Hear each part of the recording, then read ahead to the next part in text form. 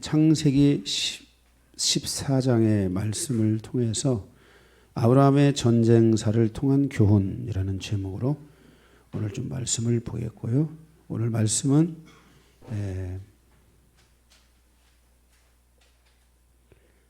서론을 좀 보고 세 개의 대지로 나눠서 함께 말씀을 나누도록 하겠습니다. 오늘 서론을 좀 먼저 보면 오늘 이 전반적인 내용은 여러분들이 다 이미 읽어보셔서도 알고 쉬우니까 그둘라오메 여기에 엘라망 그둘라오메를 중심으로 해서 연합군의 그 세력이 시날 땅에 있는 연합군의 세력이 제가 이곳은 어디냐면은 노아와 아브라함이 처음에 살았던 갈대아 우르가 있는 곳인데 그곳에 아수르도 있고 바벨론이라는 도시도 있다고 했어요. 훗날 아수르라는 나라가 유브라데 강을 건너서 세계를 제패하고 그 다음에 또 바벨론이 또 유브라데를 넘어서 세계를 제패하는 이런 일들이 일어나게 되는 것을 우리는 이미 알고 있습니다. 바로 그 땅으로부터 바로 이 엘라망 그둘라오멜과 그 연합군이 그곳으로부터 가나안 지역에 이르는 근간의 그 도시들을 전부 다 점령을 하고 그곳으로부터 조공을 받았던 거예요. 12년 동안을 받았는데 13년째는 내지 않고 14년째 다시 한번 이제 전쟁을 하게 되는데 계속 이기고 들어와 가지고 가나안 맨 마지막 남쪽에 있는 그 땅까지 전체를 다 이렇게 그 아브라함의 턱 밑까지 온 거예요. 아브라함은 남쪽 아래쪽에 헤브론이라는 곳이 있는데 그것까지 와가지고 다 그들을 정복하고 이제 그 조카 롯을 데리고 간 내용의 이야기가 14장에 있는 내용입니다. 오늘은 여러분들에게 이런 소생한 것은 여러분들이 다 알고 있기 때문에 이 말씀이 우리에게 주시는 하나님의 의도가 뭐냐, 왜 이 말씀을 여기에 기록하고 있느냐 하는 이런 부분들을 가지고 우리가 함께 은혜 나누기를 원합니다. 서론을 좀 먼저 보면 아브라함은 가나안 족속과 브리스 족속이 존재하는 그 땅에서 영적 싸움을 통한 손실보다 영적인 무장이 먼저 이루어지기 위해서 베델에서 떠나 남쪽으로 조금 내려가 헤브론에 안착하는 것을 보게 됩니다. 헤브론은 지형적으로 매우 험악한 산악지대였습니다. 그것은 훗날 갈렙이 목숨을 걸고 얻은 요충지기도 하고 또한 다윗이 처음 수도를 세운 것이 헤브론이라는 것을 우리는 사무엘서 말씀을 통해 이미 들었습니다. 이곳은 하나님께 집중할 수 있는 최고의 장소였습니다. 이곳에서 아브라함은 가족사를 건강하게 무장하여 갔습니다. 헤브론의 땅의 뜻은 연합입니다. 이곳에서 아브라함의 가족들은 믿음 안에서 영적으로 연합해야 했고 사단의 영역으로부터 가족사와 민족사를 지켜갈 수 있는 영적 전쟁을 위한 준비를 이루어야만 했습니다. 우리가 살아가는 세상은 항상 사단의 덫이 있습니다. 사단의 덫으로부터 벗어날 수 있는 만반의 준비를 할 수 있는 성도가 되어야 합니다. 그래서 영적으로 더욱 강해져야 합니다. 성도가 영적으로 더욱 강해질 때 자신을 지키고 가족을 지키고 삶의 터전을 지키면서 믿음의 가정으로서의 새로운 가족사를 만들어갈 수 있게 됩니다. 오늘 이곳에 계신 성도들 가운데 인생사와 가족사에서 시련과 상처와 고통을 겪어보지 않은 분들은 많지 않을 것입니다. 왜 나의 인생사와 가족사에 이런 시련과 고통과 상처가 찾아왔던 것인가? 필연적인 것이었나? 그냥 오는 것이었나 원래? 반드시 있어야만 하는 것이었는가? 왕상 3장의 말씀처럼 만일 하나님의 계시의 그릇을 만들어 하나님의 지혜를 가졌다면 어땠을까? 만일 내가 영적으로 준비된 사람이었다면 어땠을까? 이렇게 이런 시련을 다 맞이했을까? 내가 이런 것을 다 가져갔을까? 우리 옛날 양 집사님이 사업이 망하고 나서 저한테 와서 그랬어요. 목사님이 매일 나와서 기도하고 그렇게 하라는데 제가 기도도 안 하고, 아마 기도도 하고 저에게 조금 더 지혜도 같이 구하고 이렇게 했으면은 좀 덜 힘들었을지도 모르겠어요. 근데 우리는 지나고 나서 결과 앞에 늘 낙심하고 절망합니다. 그런데 만약 우리가 준비된 사람이라면 과연 이런 일을 우리가 동일하게 맞이할 수 있는 것인가? 그냥 지나갈 수는 없는 것인가? 성도가 신앙을 통해서 하나님을 믿게 되면 하루의 평안을 위해서 예배당하는 신앙이 아니라 궁극적으로 자기 자신과 가족사를 새로운 반석 위에 세워갈 수 있는 영적인 준비를 해야만 하는 것입니다. 아브라함이 헤브론에서 영적 싸움을 위한 만반의 준비가 마쳐지므로 아브라함은 자신과 자신의 가족과 의인 조카 롯을 지킬 수 있었으며 가나안 땅을 지키는 놀라운 사역을 시작할 수 있었습니다. 바로 이 창세기 14장은 이러한 아브라함의 준비가 이러한 결과를 가져온다. 아브라함의 헤브론에서의 준비의 과정은 아브라함뿐만 아니라 그의 가족사와 그 의인 조카 롯과 그리고 이 가나안 땅이라는 이곳에 하나님의 새로운 은혜와 평강을 가져다 주는 놀라운 결과를 가져다 주게 되었다는 것입니다. 아브라함이 창세기 14장에서 세계전쟁에 뛰어들어 가나안 땅에 자신의 이름 석자를 남긴 이유는 의미는 무엇인가? 가나안 땅은 하나님이 주신 땅이고 이제 자신은 가나안 땅의 주인이라는 것을 만방에 알리게 된 것입니다. 그 결정적 장소가 바로 헤브론이었던 것입니다. 헤브론은 아브라함의 영적인 고향이었고 마음의 고향이었습니다. 그의 모든 가족사가 헤브론을 중심으로 세워졌으며 그것은 아브라함의 모든 가족이 하나님과 연합하는 장소가 되었다는 것입니다. 우리가 잘 아는 대로 그 아브라함의 아내 사라가 헤브론에서 잠드는 것을 우리는 성경에서 볼 수 있습니다. 본문의 창세기 14장에서 아브라함이 영적 직령을 승리로 이끄는 과정을 통해서 나타나는 세 사람의 의인의 행보에 대한 것을 우리가 함께 나누면서 오늘 이 말씀에 대한 것들을 풀어가고 오늘 함께 은혜 받기를 원합니다. 자, 오늘 이 창세기 14장에 실패한 의인 롯과 그리고 성공한 의인 아브라함과 그리고 여기 의의 왕 멜기세덱이 등장하는 것을 보게 됩니다. 이 이야기가 주는 의미가 무엇인지를 함께 살펴보면서 오늘 의인의 세대를 꿈꾸고 거듭난 하나님의 자녀의 세대로 살아가기를 꿈꾸는 우리들의 인생사 안에 그리고 우리 가족사 안에 나는 여기서 무엇을 배우고 어떤 것을 깨닫고 무엇을 우리가 가지고 가야 되는지에 대하여 함께 살펴보면서 우리의 삶을 다시 한번 또 은혜 받고 결단하는 그런 시간이 되기를 바랍니다. 첫 번째, 의인 롯을 통한 교훈입니다.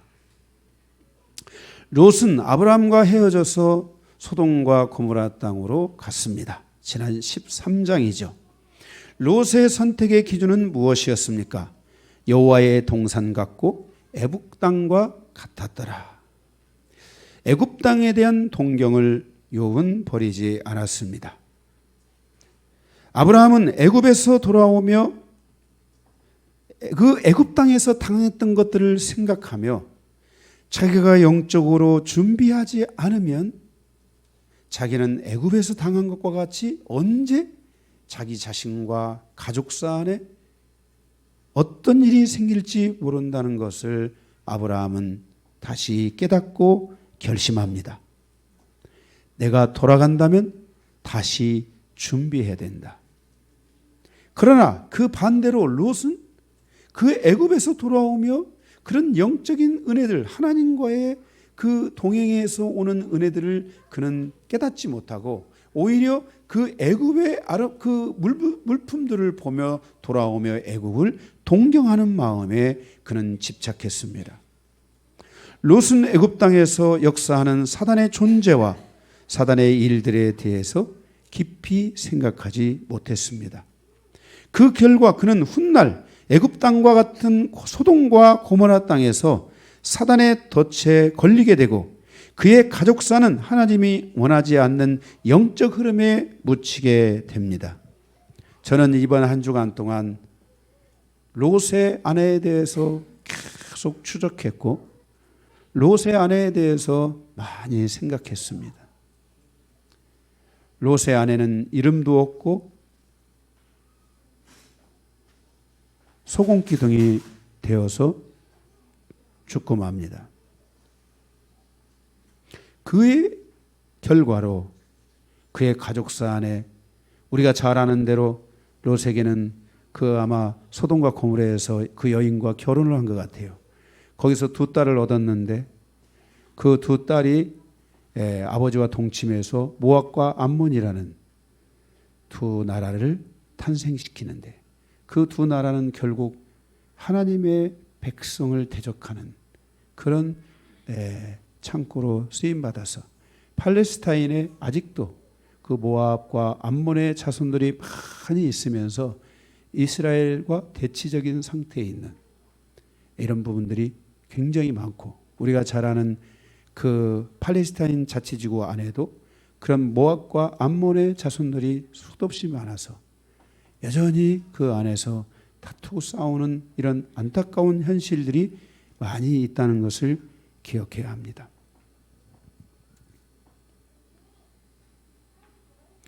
계시록 11장 8절에 보면 소돔과 고모라의 땅은 애굽 땅과 동일시되고 있다는 것을 우리는 알 수 있습니다.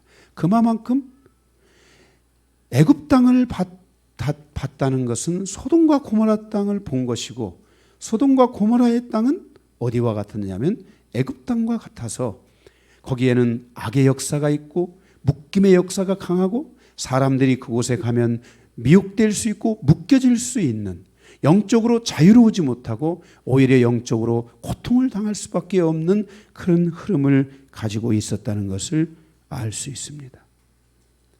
롯은 창세기 14장을 통해서 첫 번째 하나님의 경고를 받은 것입니다.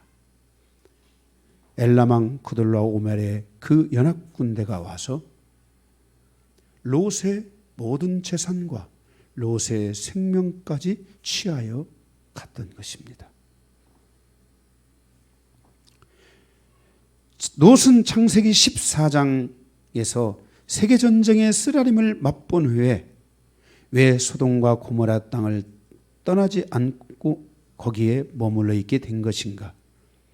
왜 그 땅에서 벗어나지 않은 것인가에 대한 질문을 하게 되는 것입니다. 우리가 이제 앞으로 한 5장 정도를 더 가면 그 소돔과 고모라의 멸망에 대한 이야기들이 나오는 것을 보게 됩니다. 그 전쟁에서 14장의 전쟁에서 롯은 왜 그 땅을 떠나지 않고 거기에 계속 머물러 있게 된 것인가? 대부분의 믿음의 사람들이 언급했던 죄악이 관영했던 소돔과 고모라 땅에 그대로 남은 것은 무엇인가? 그것은 롯이 영적 분별력이 떨어졌기 때문이며 롯에게는 믿음의 가족사를 만들어 가고자 하는 열정이 부족했기 때문이며 영적 전쟁을 위한 진정한 준비가 부족하므로 훗날 그는 사단의 덫에 걸리게 되는 것을 보게 됩니다. 사실 저희 가족도 수원에 다시 정착하기 전에 수원에 세 번째 정착을 했지만 수원에 다시 정착하기 전에 저희들 가족도 원래는 일산에 정착을 하려고 하다가 그 땅이 보기는 좋을지 모르지만 그 땅에서 제가 있으면서 거기에 우리가 머물 곳이 아니다. 우리의 하나님이 원하는 그 자손들을 세워가기 위해서는 우리가 거기보다는 차라리 수원으로 가자 해서 수원에 다시 오게 된 것입니다. 수원은 제가 처음에 오기 싫었던 곳이고 두 번째 어쩔 수 없이 와서 살았고 세 번째 또 목회 과정에서 이렇게 해서 또 살고 이렇게 했는데 세 번째로 수원을 다시 오게 됐습니다. 전 개인적으로 이 창세기 14장에서 롯에게는 새로운 선택을 해야만 되는 매우 중요한 시간이었다고 생각합니다. 그는 의인의 가문에 속한 자였지만 결국 그는 의인의 가문과 전쟁을 치르는 민족사를 남기게 됩니다. 영적 전쟁을 위한 준명한 준비가 부족하게 되면 반드시 사단의 덫을 맞이하게 될 때 그 사단의 덫을 피하기가 쉽지 않을 때가 있다는 것입니다. 만일 롯이 창세기 14장을 통해서 진정으로 하나님을 바라보고 다시 영적 전쟁을 위한 만반의 준비를 했다면 어떻게 되었을까? 에베소 6장의 말씀처럼 하나님이 원하는 그리스도의 몸을 이루고 믿음의 가족사를 완성시키려면 전신갑주를 입고 영적 전쟁을 할 수 있는 사람으로 준비되어야 합니다. 영적으로 강건하지 못함으로 사단을 대적하지 못한다면 사단의 덫으로부터 자신과 가족과 삶의 터전을 지키지 못할 수도 있다는 것을 기억해야 합니다. 우리가 마지막 믿음을 지켜가는 그 순간까지 사도 바울처럼 우리는 영적으로 늘 준비하고 깨어 있어서 하나님이 내 주신 나의 믿음을 지킬 뿐만 아니라 나와 함께하는 나의 가족들, 내 삶의 터전을 위해 끝까지 그것들을 지키며 기도하면서 주님 오시는 그날까지 주님이 원하시는 믿음의 가족을 세워가기를 갈망하는 이 소망이 우리에게 반드시 있어야만 되는 것입니다. 두 번째, 의인 아브라함을 통한 교훈입니다.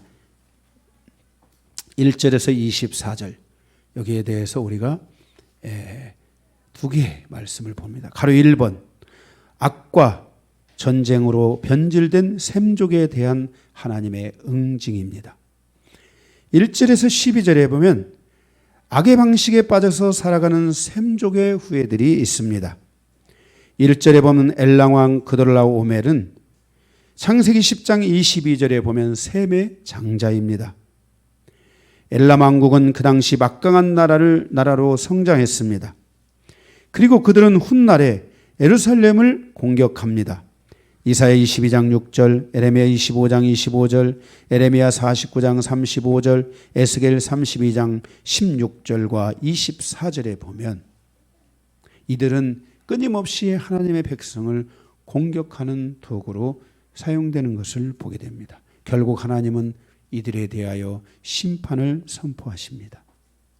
오늘 또 하나님은 창세기 14장에서 아브라함을 통해 그 악의 고리로 전략되어진 셈족에 대하여 하나님은 응징하고 있다는 것을 보여주고 있는 것입니다. 신할왕 아므라멜, 셈의 두 번째 아들인 이 아므라멜은 그들의 후손이 결국 아수르의 사람이 되게 되고 셈족에 지주했던 사람이 악의 방식으로 살아가게 되는 것을 볼 수 있습니다. 그 결과 그는 나중에 바벨론의 왕이 됩니다. 초기 바벨론의 왕들 중에서 가장 위대하고 유명한 왕인 바로 이 하물라비라고 추정할 수 있습니다. 그를 통해 하물라비 법전이 만들어졌고 그것은 태양신 샤마크로부터 받은 법전이라고 전해지고 있습니다. 결국 바벨론과 애국과 소돔과 고모라의 영적 흐름이 동일시되는 흐름 안에서 흘러가면서 거기에는 바로 무서운 사단의 그 어둠의 그림자가 어두운 영적 흐름이 계속 흘러가면서 그 흐름을 쉽게 이겨낼 수가 없다는 것입니다. 바로 이런 영적 흐름 안에 셈족의 후손들이 다 구석에 들어가서 그곳에서 지금 잘못된 삶들을 살아가게 되는 것을 보게 됩니다. 엘라살 왕 아리옥은 태양신의 종이라고 내려져 오고 있습니다. 그의 모친은 구둘라오멜의 누이였다고 합니다. 이렇게 해서 서로 가족 관계를 맺고 고이망 디달은 합중국의 형태를 가진 여러 종족이 함께 만든 국가입니다. 이렇게 노아의 후손이며 셈의 장자와 차자가 전부 악의 축이 되어 상응되고 있는 것을 볼 수 있습니다. 이것이 사단의 덫이며 전략입니다. 조금만 방심해도 사단은 우리를 향해 달려듭니다. 마치 우는 사자처럼 물려고 달려드는 것입니다. 하나님께서 나에게 주신 믿음의 놀라운 영광을 통해 우리가 영적으로 무장하지 않는다면 우리의 영적인 것에 무장이 되지 않은 만큼 밀리게 되고 그 밀리게 되는 것이 우리에게 가속되게 될 때 우리는 정말로 감당할 수 없는 사단의 전략과 덫에 걸리는 위기를 맞이할 수 있다는 것을 성경은 우리에게 말씀하여 주고 있는 것입니다. 창세기 14장을 통해서 엘람의 연락군대에 대한 아브라함과 그의 군대의 싸움은 하나님께서 아브라함을 통해서 악에 빠진 셈족을 응징하는 것이며 셈족이라 할지라도 악에 빠져서 악의 고리를 만들어가는 그런 일들이 있을 수 있게 되고 바로 그러한 자들에 대한 하나님의 심판이 존재하고 있다는 것을 우리에게 말씀하고 그것을 통해 우리에게 믿음의 준비, 우리가 영적 싸움을 감당할 수 있는 하나님의 사람들로 준비해야 된다는 것에 대하여 경고하고 있을 뿐만 아니라 조금만 잘못되어 우리가 사단의 덫에 걸리게 되면 우리도 매우 위험해질 수 있다는 것을 말씀해 주며 우리가 악의 고리에 들어간다면 하나님은 거기에 대하여 응징하게 된다는 것을 기억해야만 하는 것입니다. 우리는 놋처럼 넘어지는 자가 되면 안 됩니다. 우리는 아브라함처럼 이기는 자의 삶을 살아야 합니다. 나는 이기는 자로 살 수 있도록 준비되어야 하는 것입니다. 모든 성도는 항상 그의 나라와 그의 의를 구할 수 있어야 되고 이 믿음의 삶으로 가는 데 있어서 중심축이 분명해져야 되고 중심축이 흔들릴 때는 이 삶에서 나도 밀릴 수 있고 어려움을 겪을 수도 있다는 것을 반드시 기억하고 아브라함처럼 아브라함이 헤브론에 가서 그의 삶에 하나님과 연합하며 준비했던 삶처럼 우리도 하나님과의 진정한 동행, 연합을 통해 우리가 영적 전쟁을 감당하고 어떠한 상황에서든지 믿음으로 이기는 자의 삶을 살 수 있는 그런 것들을 준비해야 되고 거칠고 험악한 정말 이 세상을 살아가는 이 과정에서 우리가 이 사단의 덫에 걸리지 않고 전략에 휘말리지 않고 여기서 어떻게 우리가 이기는 자의 삶을 살 수 있는 자가 될 것인지에 대한 이 분명한 준비가 성도들에게 있어야 될 줄로 믿습니다. 두 번째, 하나님만을 바라보는 의인 아브라함에 대해서 보겠습니다. 17절에서 24절입니다. 첫째, 19절에 보면 살레망 멜기세덱으로부터 하나님의 축복을 받는 아브라함을 봅니다. 주여 아브라함에게 하늘을 열어주십시오. 성도는 하나님의 복을 사모해야 합니다. 성도는 하늘을 여는 성도가 되어야 합니다. 아브라함이 드린 11조는 하늘 창고에 드린 것이고 그때 그 하늘 창고에 드려질 때 하늘 문이 열려졌습니다. 성도는 하늘이 열려 마르지 않는 물건이 터져야 됩니다. 하루 살다가 하루 좁고 가는 게 아니라 내 인생사가 끝나는 날까지 하나님의 은혜가 임하는 이런 삶을 갈망해야 됩니다. 이게 의인의 삶인 것입니다. 아브라함이 어려움이 있었지만 아브라함의 그 가정사와 민족사 안에 하나님의 베푸신 은혜가 떠날 날이 있었습니까? 없었습니다. 항상 하나님의 은혜가 그들과 함께 했던 것입니다. 우리의 삶에서 이렇게 하나님의 축복을 받는 사람이 되어야 됩니다. 아브라함은 바로 이 멜기세덱, 의의 왕 살렘 왕인 이 멜기세덱으로부터 축복을 받는, 이 전쟁을 하고 돌아오는 과정에서 축복을 받는 놀라운 일이 있게 되는 것을 보게 됩니다. 둘째, 22절에서 23절에 보면 전쟁에서 취한 전리품을 가나안 땅에 있는 사람들에게 나누어 줍니다. 그리고 아브라함은 자기 그 것으로 취하지 않습니다. 다만 아브라함은 그 모든 전리품을 그 땅의 백성들에게 나누어 주고 그들에게 하나님의 이름을 선포해 줍니다. 그리고 이 전쟁이 자신의 유익을 위한 전쟁이 아니라 하나님께서 악에 대하여 응징한 전쟁이라는 것을 드러내주게 됩니다.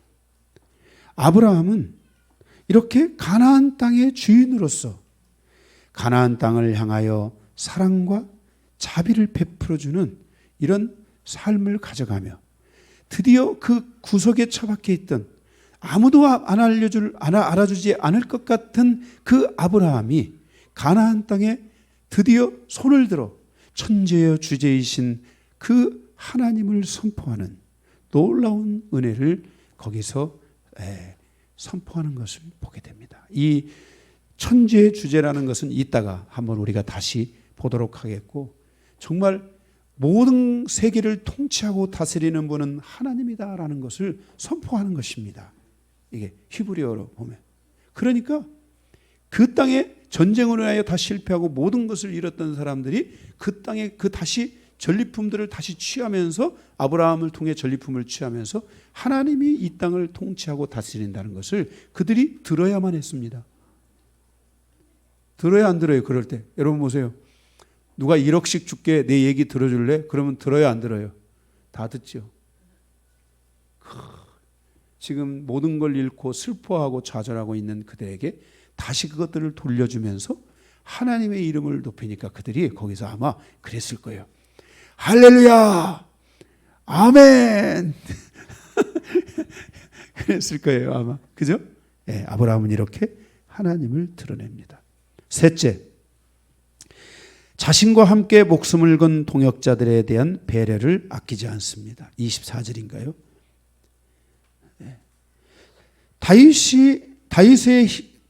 다윗은 자신의 희생을 남에게 강요하지 않고 자신과 함께 희생한 자들에 대한 배려와 나눔과 축복을 통해서 자신과 함께하는 모든 사람들이 잘되고 풍성한 삶을 살 수 있도록 그들을 이끌어주는 것을 보게 됩니다. 진정한 리더십은 자기의 희생을 남에게 강요하지 않는 것입니다. 내가 이렇게 희생했으니까 당신도 이렇게 희생해라. 또는 자기 자신을 희생하지 않으면서 남에게 그 어떤 부담이 될 수 있는 희생을 계속적으로 요구하고 강요하는 이런 일들을 하면 안 됩니다. 이것이 국가적으로 진행될 때 이것은 바라면 세금의 과다한 세금이겠죠. 과다한 세금을 감당할 수 없는 세금. 우리가 고대에 보게 되면은 진짜 세금을 너무 많이 걷어가지고, 우리가 그 불의한 청지기의 비유에서 보게 되면은 성경에 거기에 보면 주인 세금을 얼마나 걷었는지 그 사람들이 그 세금을 다 감당 못하는데 불의한 청지기가 어떻게 했어요? 자기가 다 탕감해 주잖아요. 적절하게. 이렇게 자기의 희생을 강요해서도 안 됩니다. 네.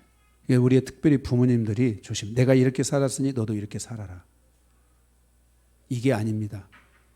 그저 자녀들을 따뜻하게 잘 사랑으로 아껴주고 품어주면 그들이 그 부모님이 무엇을 했는지를 알게 되고, 그리고 그 자기 안에 있는 사랑을 부모님께 나눌 수 있게 되는 것입니다. 우리가 그러한 삶을 살아야 됩니다. 저는 우리 여기 자식들도 둘이 있지만은 내가 뭐 우리 자식들에게 준 것도 없지만 강요하는 것도 없습니다. 내가 이렇게 했으니까 너희들 이렇게 해라. 이렇게 하면 안 됩니다. 우리가 조심해야 될 것 중에 바로 그런 겁니다. 우리가 자꾸만 주려고 하는 마음을 가져야 되지 이게 받으려고 하는 마음을 가지면 안 됩니다. 여러분들이 주는 삶을 사셔야 됩니다.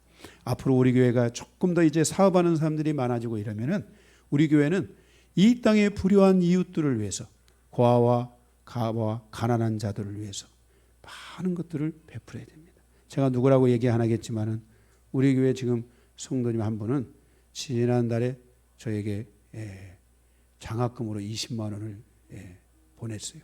성금으로. 그래서 지금 모아놓고 가지고 1년 후에 1년이 있다가 이 12월 달에 연말에 가서 우리 교회 성도들 가운데 지금 장학금을 주려고 그렇게 하고 있어요. 이런 모든 것 하나하나가 우리의 삶에 있어서 주려고 하는 삶을 살아야 돼요. 주는 자가 성경에 보면 그랬잖아요. 주는 자가 복되다.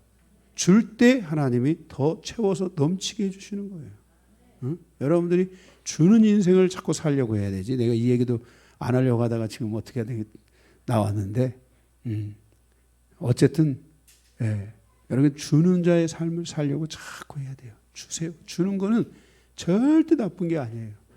나중에 죽을 때도 주는 사람은 정말 그 비전을 갖고 희망을 갖고 죽어요. 그런데 주지 않은 사람들은 나중에 죽을 때 고달프게 죽는 거야. 여러분들이 주는 인생을 살아가시기를 주님의 이름으로 축복합니다.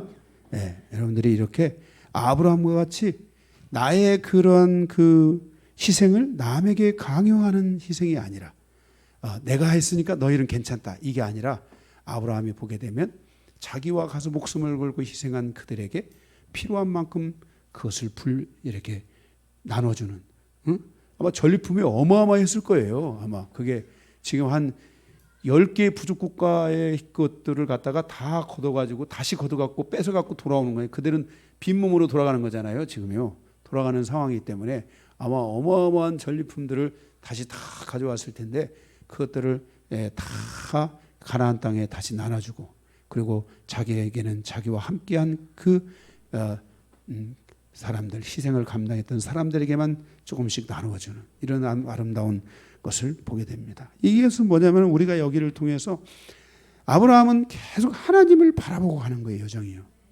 우리가 이거를 기억해야 돼요. 아주 소소한 것 같고 아주 작은 것 같지만 아브라함은 그 소소하고 작은 그 모든 여정 안에서도 계속해서 하나님을 계속 바라보고 가는 거예요. 이게 굉장히 중요해요.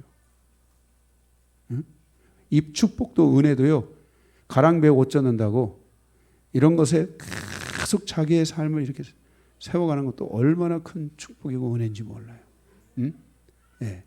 그죠? 여러분들이 권사님한테서 양말들을 받으셨죠? 명절 때 되면 기다려야지 안 기다려져요? 양말도 기다리잖아. 우리 권사님 양말도 닫아줘요. 요즘 우리 권사님이 조금 이제 나이 드셨는가 봐. 우리 사모님 양말을 남자 거 사다 줬더라고.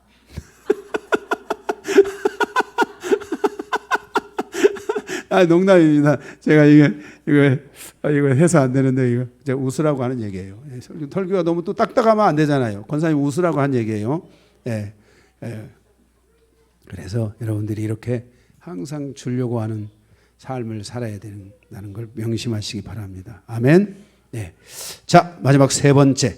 의의 왕 멜기세덱을 통한 교훈 18절에서 20절입니다. 여기에 대해서 우리가 두 개를 생각하고 마치겠습니다. 첫째, 가로 1번 숨겨진 의인들. 어느 때든지 어느 시대든지 하나님은 의인과 동행하시고 의인을 보존하시며 고난과 환난의 때에도 의인들을 숨겨주십니다. 오바다에서처럼 엘리야 시대처럼 고독한 에레미야처럼 하나님은 항상 의인들을 보호하시고 보존하시고 의인들을 살펴주십니다. 갑자기 모든 역사에 진행되는 가운데 갑자기 의의 왕 살렘 왕이 탁 나타났습니다. 이렇게 하나님은 하나님의 사람들을 곳곳에서 준비하고 그렇게 하나님이 보존하고 있다는 것을 우리는 기억해야만 하는 것입니다. 여러분들이 의의 삶을 살아가고 하나님의 의를 선택하고 살아간다면 아무리 그 시대가 어렵다 할지라도 하나님은 여러분을 보존하시고 하나님은 여러분들을 보호하여 주시고 숨겨 주실 것이라 믿습니다. 아브라함만이 의인이 아니라 롯만이 의인이 아니라 하나님은 살렘 왕 멜기세덱을 통해서 그 땅에 하나님의 의를 보존하고 계시며 하나님의 의를 드러내고 있다는 것을 말씀하여 주고 있는 것입니다. 나만 의인이라고 생각하는 것은 잘못된 것입니다. 그러나 우리는 내가 의인 되기를 갈망하고 소망하는 삶을 살아가야 합니다. 나만 의인은 아니어도 내가 의인이 되어야 된다. 내가 의의 삶을 살아가야 된다. 이렇게 우리가 결단해야 됩니다. 제가 옛날 어릴 적에 청년의 시절에 삼류소설을 제가 한 6개월에서 1년 정도를 삼류소설을 계속 좀 읽어본 적이 있습니다. 제가 신학을 공부하고 그럴 때. 제가 그것이 재미있어서 읽은 게 아니라 내 인생사에 너무 이 세상에 대한 것들이 부족해서 한번 책을 사서 읽어보자 하고 그 책을 쭉 읽으면서 제가 거기서 느낀 것이 뭐냐면은 그 삼류소설에서 수없이 많은 사람들이 아픔을 겪고 상처를 겪고 고통을 겪고 심하게는 목숨까지도 내놓는 이런 많은 삶에 대한 이야기를 책을 통해서 접하면서 제가 공부하며 제가 주의 종으로서의 길을 가고 그 길을 제가 확증하고 가는 과정에 있어서 만약 내가 넘어지면 다 넘어질 것이다. 나는 참종이 돼야 되겠다. 저는 목회자로서 제가 참종되기 위해서 제가 목회를 시작한 것이지 목회에서 내가 큰 목회를 해봐야 되겠다. 한번 정말 이 세상 말로 말하면 똑부러지게 성공하는 뭔가를 한번 해봐야 되겠다. 이런 목표를 가지고 제가 이 주의 종의 길을 선택한 게 아니라 나를 만나는 사람 한 사람 한 사람이라도 그들이 고통을 받고 아픔을 겪고 정말 좌절의 쓴맛을 보았다면 내가 넘어지면 그들이 넘어질 것이다. 그래서 내가 마지막 순간까지 그들을 위해 버팀목이 되고 힘이 되어서 그들이 거기서 일어날 수 있도록 도와줘야 된다 하는 이 마음을 제가 그때부터 결심하기 시작했고 그리고 그때 결심한 것이 제가 참종이 돼야 되겠다. 진짜 목사가 돼야 되겠다 하는 이런 마음을 가지고 제가 현재까지 왔습니다.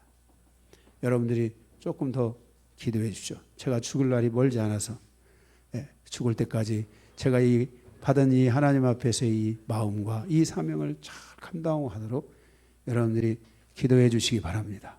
네. 우리의 삶에 있어서 이렇게 우리가 의인 되기를 갈망하고 그 서로가 서로를 향하여 지켜주기를 갈망하고 소망하는 이 마음을 가져야 되는 것입니다. 저는 그 마음을 제가 가진 것입니다. 나만 다 옳은 것은 아닙니다. 내 주변에 나보다도 훨씬 훌륭하고 훨씬 뛰어난 얼마나 많은 주의 종들이 있고 얼마나 많은 하나님의 사람들이 있겠습니까? 그러나 저는 비록 작은 자라 할지라도 전 마음에 그 마음이 있습니다. 내가 의인 돼야 된다. 내가 참 목사가 돼야 된다. 내가 진정한 목자가 돼야 된다. 네. 이 마음을 내가 무너뜨리면 안 된다 하는 이것 가지고 다행히 하나님이 저를 통해 저를 만나는 많은 사람들이 가정이 살아나고 다시 회복이 이루어지고 다시 하나님의 긍휼을 얻고 위로를 받고 힘을 얻고 하는 이런 일들이 저의 지난 수십 년의 사역을 통해 일어났던 것들을 생각하면 그것이 저에게 감사이고 그것이 제가 하나님 앞에서 기쁨이 바로 사역이 아니었나 이렇게 생각하고 가고 있습니다. 하나님은 숨겨진 의인들 여러분이 의인의 삶을 살아가고 간다면 하나님은 여러분을 보존하시고 보호하시고 붙들어 주실 것입니다. 할렐루야. 두 번째, 멜기세덱의 정체성 18절에서 20절입니다. 첫째, 그는 전쟁 중에 나오신 분입니다. 멜기세덱의 정체성, 멜기세덱은 어떤 과정에서 나왔어요? 전쟁 중에 나오신 거예요. 멜기세덱은 예루살렘 성의 왕이며 의의 왕이며 대제사장이신 예수 그리스도의 또 다른 이름입니다.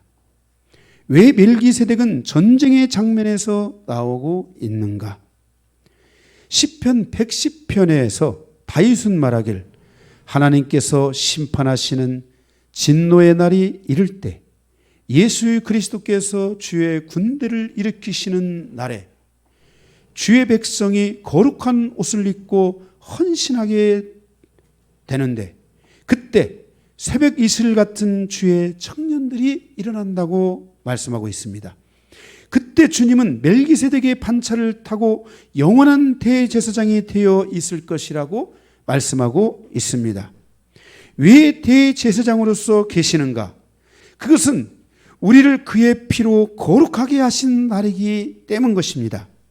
히브리서 5장 6절은 시편 110편 4절을 인용하고 있는데 그 말씀에 다윗이 예언한 멜기세덱의 반차를 타고 오신 예수 그리스도가 2000년 전에 오셔서 십자가에 죽으시고 자신의 피로 하늘 성소에서 영원한 구원의 완성을 이루시고 그는 하늘 성소의 대제사장으로 계신다고 히브리서에 말씀하여 주고 계시는 것입니다.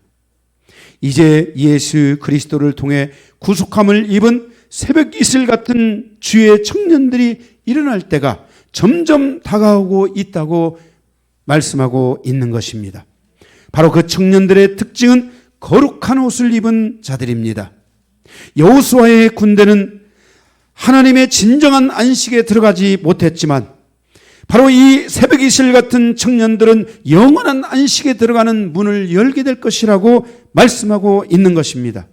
바로 이 멜기세덱이 지금 아브라함의 전쟁사에 나타나는 것은 바로 마지막 전쟁의 때를 향하여 가는 이 인류의 그 전쟁의 과정에 바로 멜기세덱 대신 예수 그리스도가 오셔서 우리를 위해 구원을 이루시고 새벽 이슬 같은 청년들을 예비하신 다음 주님이 재림하시는 그날 마지막 전쟁을 통하여서 하나님의 거룩한 역사를 이루게 되고 그리고 그 군대와 함께 믿음 안에 있는 수없이 많은 의인들을 영원한 안식으로 이끌어가는 그 놀라운 장면과 역사가 있게 될 것이라는 것을 우리에게 말씀하여 주고 있는 것입니다.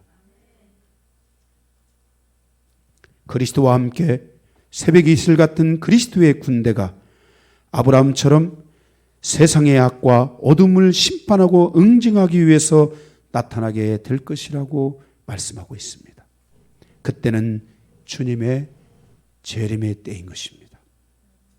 주님은 이미 대제사장으로서 멜기세덱의 반차를 타신 대제사장으로서 하늘 성소에 계십니다. 이제 주님의 보혈로 치유를 받고 주님의 보혈로 정결함을 얻은 새벽 이슬 같은 주의 거룩한 청년들이 곳곳에서 일어나고 세워져 가야 합니다. 그들이 이 시대에 주님이 찾으시는 자들입니다. 주님은 그들을 의의 왕 샬렘 왕이 아브라함을 축복한 것처럼 하나님은 그들을 축복하고 그들에게 하나님의 영광과 존귀와 그의 힘과 권능과 그에게 있는 용기를 부어주실 것이고 그들이 주님의 재림을 맞이하는 아름다운 그리스도의 사람들로 쓰임받게 될 것입니다. 사랑하는 우리 영광교회 새벽 이슬 같은 주의 거룩한 청년들이요, 그리고 여기 티네이저 10대들이요, 오늘 주님의 이 말씀을 여러분도 붙잡으시기 바랍니다. 내가 주님의 거룩한 군대로 세워지기를 갈망하십시오. 내가 주님의 거룩한 믿음의 후손이 되기를 갈망하십시오. 아브라함을 축복하셨던 주님께서 여러분을 축복하실 것입니다. 아브라함과 함께 하셨던 주님께서 여러분과 함께하여 주실 줄로 믿습니다. 이것이 바로 의의 세대, 거룩한 세대, 하나님이 가야 될 우리 청년의 세대, 우리 학생들, 우리 어린 주일학교 유년부가 가야 될 믿음의 길이라는 것을 꼭 기억하시기 바랍니다. 여러분의 인생의 방향성이 분명히 여기에 있어야 될 줄로 믿습니다. 둘째, 마지막 2번의 2번입니다. 3번의 2번의 2번 둘째 19절에서 20절.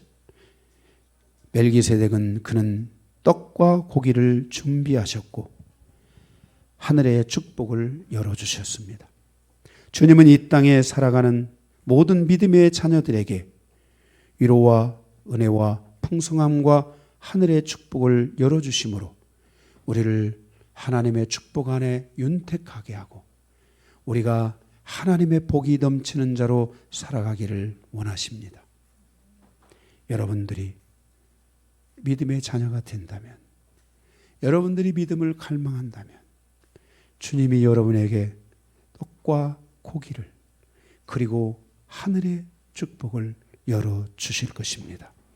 셋째, 19절에서 20절. 하나님의 주권과 하나님의 통치를 나타내 주셨습니다. 19절에 하나님은 천지의 주제이십니다. 이 말은 하늘과 땅의 창조주이며 하늘과 땅이 존재하게 하신 분이다 라는 것입니다. 하나님은 하늘과 땅이 이 땅에 존재하도록 창조하신 분이십니다. 20절, 그분은 우리의 대적을 내 손에 붙여주시는 분이십니다. 그래서 그 하나님이 여러분이 믿음의 길을 가고 하나님을 바라보고 간다면 그 앞에 등장하는 여러분의 모든 대적을 능히 이길 수 있도록 여러분의 손에 붙여주겠다. 자, 여러분 그 대적을 손에 잡았다고 확 잡으세요. 잡고 자, 저한테 던지지 말고 저 옆으로 사람 없는 곳으로 던지시기 바랍니다. 자, 붙여주신다는 거예요. 믿어야 돼. 이게 중요한 거야. 여러분이 이거 목사님 나는 자꾸 안 되는 것 같아요. 될 때까지 가봐. 제가 이 여러분을 위해서 중보도 하고 있고 우리 성도들이 중보도 하고 있고 여러분 부모님들이 중보도 하고 있고 여러분 자신이 중보도 하고 있으니까 믿고 가야 돼. 붙여주신다는 거 믿어야 돼. 응? 네, 여러분들이 결정적인 순간에 하나님이 그 적을 나의 손에 붙이신 것들을 여러분들이 경험해야 돼. 응? 저는 제가 이 영적 전쟁을 지금까지 쭉 해오면서 우리 성도들이 회복되고 살아나고 하나님의 은혜 안에 오면서 진짜 저는 제가 아마 여러분을 위해서 친히 안수를 하고 사역을 하고 했어도 제가 여러분을 위해서 많은 부분들을 투자해 왔을 거예요. 초기에는 정말 그렇게 했지만 그런데 제가 그것을 다 못하지만은 뭐냐면 하루도 안 빼놓고 여러분에게 필요한 영적 전쟁을 제가 하면서 그것들을 해올 때 진짜 하나님께서 때가 되면은 딱 그것들을 딱 손에 붙여서 내 손으로 잡아가는 게 아니야. 여러분에게 있는 거 내 손으로 잡아가지고 깐 거 아니야. 누가 깠어? 여러분이 깐 거야. 다시 한번. 자, 여러분 거 여러분이 깐 거야. 내가 깐 거 아니야. 다시 한번 확 뭉개 잡으세요. 하나님이 내 손에 있다. 탁. 할렐루야. 하나님이 여러분에게 이 은혜를 주시는 거야. 네. 멜기세덱의 정체성. 그는 전쟁 중에 오셨고 그는 떡과 고기를 준비하셔서 하늘의 축복을 가지고 오셨고 그는 하나님의 주권과 하나님의 통치를 우리에게 가져다 주셨습니다. 그 위대한 분을 누가 만나고 있어요? 아브라함이 만나고 있는 것입니다. 여러분의 인생사가 믿음의 길을 간다면 하나님은 여러분에게 그 모든 위대한 역사들을 동일하게 베풀어 주실 줄로 믿습니다. 말씀 끝입니다.